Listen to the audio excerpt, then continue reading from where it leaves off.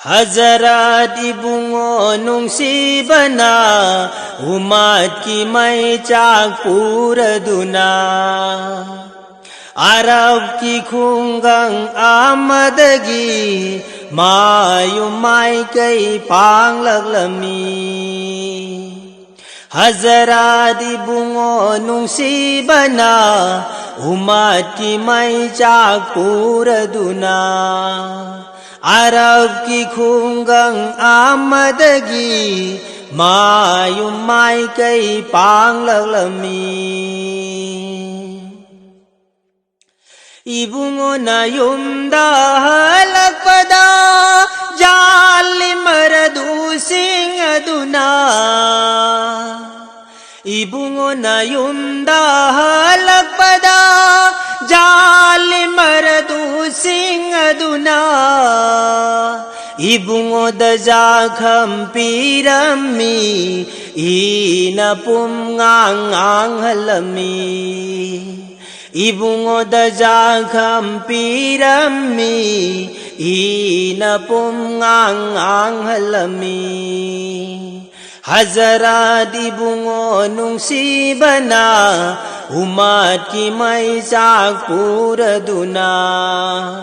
Arab ki khungang amadagi mayumai kai panglaglami Ibungo gi upai laikidare amukadanna halaglami Ibungo gi upai laikidare amukadanna halaglami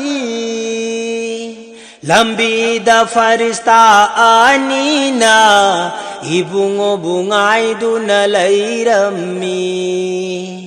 Lambi da farista anina Ibungo bungai duna lairami Hazrat ibungo nungsibana umat ki mai chak puraduna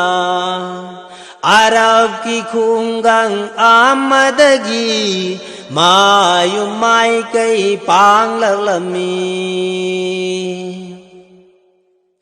Farista anina hairaglami Ya Rasulullah nungsiba Farista anina hairaglami Ya Rasulullah nungsiba Nanay ay ko'y hazir ni Ibungo giyathang ay jari Nanay ay ko'y hazir ni Ibungo giyathang ay jari Hazrat ibungo nungsibana umat ki mai chak puraduna Arab ki khungang amadagi mayumai kai panglaglami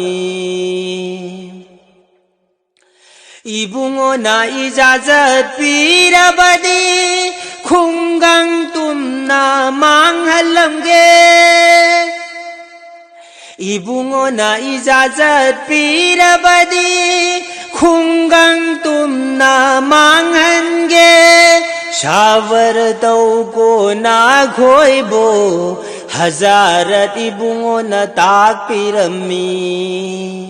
Sabar tau ko na khoibo Hazarat ibungo na tak pirami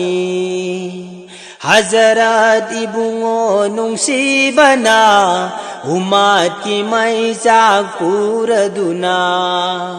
Arab ki khungang amadagi mayumai kai panglaglami Makhoi gi maral na teda Khuda gi hidayat changdabani Makhoi gi maral na teda Khuda gi hidayat changdabani Khuda mapu mahang na hidayat tawbiba oirasanu Khuda mapu mahana